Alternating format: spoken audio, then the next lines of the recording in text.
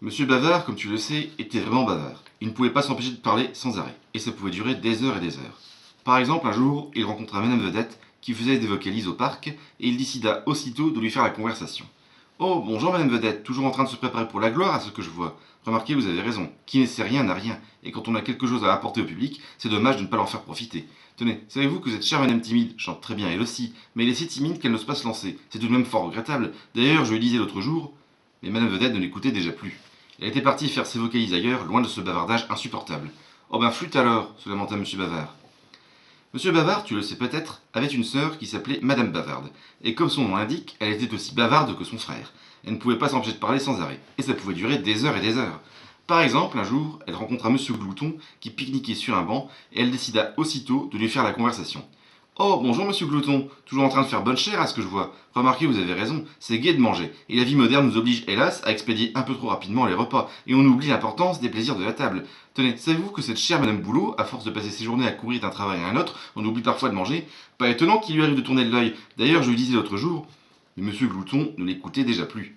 Il était parti finir son repas ailleurs, loin de ce bavardage interminable. Oh ben mince alors, se lamenta Madame Bavarde. Un jour, Madame Bavarde et Monsieur Bavard se croisèrent dans la rue. Bonjour, grand frère, lança tristement Madame Bavarde. Comment vas-tu? Tu n'as pas rien dans ton assiette. Bonjour, petite sœur, répondit tristement Monsieur Bavard. En effet, je ne vais pas fort. Tout le monde m'évite, sous prétexte que je parle trop, à ce qu'il paraît. Ah, eh bien moi c'est pareil. Je n'ai même pas le temps de finir ma phrase qu'on me coupe la parole. Il arrive même parfois que les gens s'en aillent alors je voulais leur faire la conversation et ils ne disent même pas au revoir. Les gens n'ont plus aucune éducation de nos jours, rebondit Monsieur Bavard. Qui pourrons-nous à la fin, si nous avons des choses intéressantes à dire et si nous aimons les partager avec nos concitoyens? C'est vrai ça, reprit Madame Bavarde. Au fond, si nous ne gardons pas nos pensées pour nous, ça prouve que nous ne sommes pas des égoïstes. Ce n'est pas comme Monsieur Havard qui ne donne jamais rien aux œuvres de charité. Tiens, figure-toi que l'autre jour, ils parlèrent longtemps, longtemps, longtemps. Tant et si bien qu'ils laissèrent filer le temps. Tout à coup, Madame Bavarde s'avisa qu'ils avaient discuté si longtemps qu'il faisait déjà nuit. Mince alors, s'exclama-t-elle, je n'avais pas vu qu'il était déjà si tard. Il serait plus raisonnable que nous rentrions chacun à la maison pour nous coucher. Tu as raison, sœurette, approuva Monsieur Bavard. D'ailleurs, tu sais quoi? Je propose que demain, nous allions ensemble rendre visite à papa. Il y a déjà longtemps que nous ne l'avons pas vu. Il doit s'ennuyer tout seul dans sa maison, sans personne avec qui parler. Bonne idée, grand frère. D'accord. Rendez-vous demain matin à la gare routière pour prendre l'autocar. Je suis sûr que notre petit papa chéri sera ravi de revoir ses enfants. Le lendemain, Madame Bavarde et Monsieur Bavard prirent donc le car pour rendre visite à leur papa. Le voyage fut pénible pour les autres passagers, car tu t'en doutes, ils n'arrêtèrent pas de parler. Ils parlèrent même tellement que le conducteur essayait de les séparer pour qu'ils arrêtent de casser les oreilles des autres voyageurs. Ce ne fut d'ailleurs pas une bonne idée.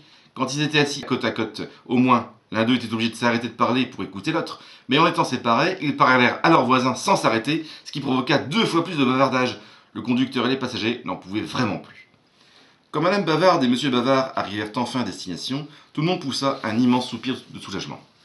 Regarde, grand frère, clama joyeusement Madame Bavarde, la maison de papa, elle n'a pas changé depuis le temps. Je suis sûr qu'il doit passer du temps à l'entretenir.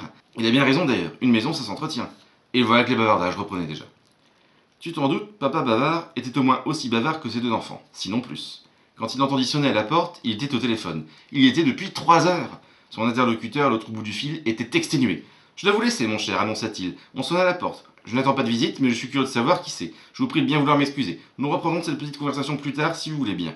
Tu te doutes bien que le correspondant de Papa Bavard n'avait aucune envie de reprendre cette petite conversation, et je vais me soulager de pouvoir enfin raccrocher. Papa Bavard ne cacha pas sa joie en voyant ses enfants sur le pas de la porte. Mais c'est mon grand garçon, ma petite fille.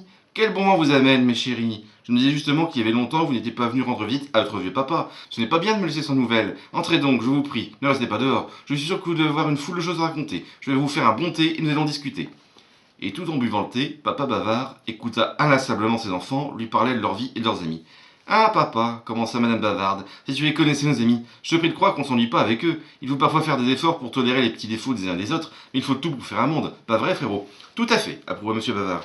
Tiens par exemple, cette chère Madame Beauté, qui se croit plus belle que tout le monde et qui passe toujours un temps fou à se pomponner, à se maquiller, à acheter les parures les plus chères. En même temps, ça prouve qu'elle a confiance en elle et je ne lui reprocherai pas. Papa Bavard buvait tellement les paroles de ses enfants qu'il ne s'aperçut même pas que l'heure s'avançait. Quand il constata que c'était déjà l'heure du dîner, il les retint évidemment pour manger. Et tout en soupant, bien sûr, ils continuèrent à converser. Tu sais, papa, racontait Madame Bavarde, Monsieur Malpoli a beau ne pas être très aimable, ce n'est pas le mauvais bougre au fond. Comme il est très riche, il fait profiter autrui de son argent. Un jour, par exemple, Madame Invention lui a demandé de l'aider à financer un nouveau projet. Et il a tout de suite dit oui. Il ne l'a pas dit gentiment, mais c'est bien de sa part d'avoir fait un geste. Papa Bavard écouta si attentivement sa fille qu'il laissa une nouvelle fois passer l'heure. Quand il se rendit compte qu'il était déjà bien tard, il leur proposa de rester dormir dans leur chambre d'enfant qui était restée intacte. C'est vrai, déclara Monsieur Bavard, que c'est important dans la vie de bien manger et de bien dormir, pour rester en bonne santé. J'en ai même parlé à mes amis Madame Dodu et Monsieur Endormi. Ils ne risquent pas de ne pas être d'accord, ils passeraient toute leur vie à table ou au lit, si on les laissait faire. D'ailleurs, figure-toi que pendant que je leur faisais la conversation, Madame Dodu a mangé tous les biscuits que j'avais préparés, et Monsieur Endormi s'est endormi, justement. Si Papa Bavard n'avait pas bâillé juste à ce moment-là, donnant ainsi le signal de l'heure de dormir pour tout le monde, sûr qu'il écouterait encore parler son fils. Le lendemain, Papa Bavard avait préparé tout ce qu'il fallait pour un magnifique petit déjeuner avec ses enfants. Bien sûr, il leur demanda s'ils avaient bien dormi. Tout à fait bien, répondit sa fille. Il n'y a pas un bruit ici. Ce n'est pas comme dans le voisinage de Monsieur Bruit. Ah, celui-là. Je plains sincèrement ceux qui habitent près de chez lui. Il faut toujours qu'il fasse du vacarme jusqu'à des heures impossibles. Ce n'est pas chez Madame Timide que ça arriverait, elle est qui est toujours si discrète. Tout à fait, reprit Monsieur Bavard. Ce n'est pas comme Madame Acrobate qui a toujours besoin de faire des pirouettes pour se faire remarquer. Sais-tu d'ailleurs, papa, que notre amie Madame Acrobate prend son déjeuner en marchant sur les mains? Oui, sur les mains. Il faut lui laisser ça, elle est très forte. Je serais bien incapable d'en faire autant. Monsieur Bavard et Madame Bavarde parlèrent si longtemps à leur père qu'ils laissèrent passer l'heure du premier quart. Ce n'est pas grave, relativisa Madame Bavarde. Nous prendrons le prochain. Après tout, notre amie Madame Hortard aussi est un peu fâchée avec les horaires. Ça n'empêche pas d'être de bonne compagnie. Bien sûr, il vaut mieux venir chez elle que l'inviter chez soi pour être sûr qu'elle soit là à l'heure. Mais après tout, ce n'est pas un grave problème.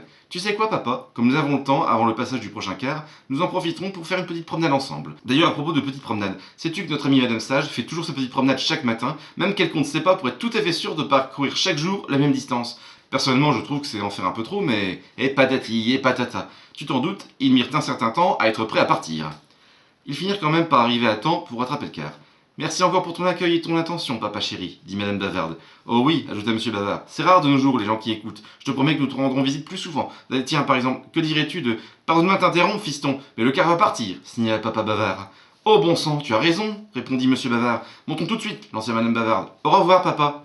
Quand il vit monter Madame Bavarde et Monsieur Bavard, le conducteur du car, qui était le même qu'à l'aller, leva les yeux au ciel et soupira. Pas encore eux, pensa-t-il désolé. Cette fois, il ne leur fit pas l'erreur de les séparer, ils purent à nouveau discuter entre frères et sœurs. Ça m'a fait du bien de revoir papa, déclara Monsieur Bavard. Pas toi, petite sœur?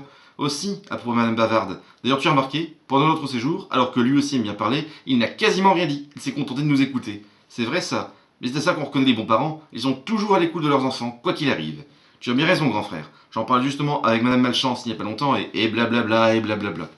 Ils parlèrent tellement et tellement que le chauffeur, qui avait déjà dû supporter leur bavardage à l'aller, était à bout de nerfs. Oh là là, pensa-t-il, je n'en peux plus. C'est décidé. Dès que j'arrive à destination et que je suis débarrassé de ces deux moulins à parole, j'énonce à la direction que je prends un congé et je pars passer une semaine chez mon père. Cette fois, il a eu une bonne idée. Tu ne trouves pas?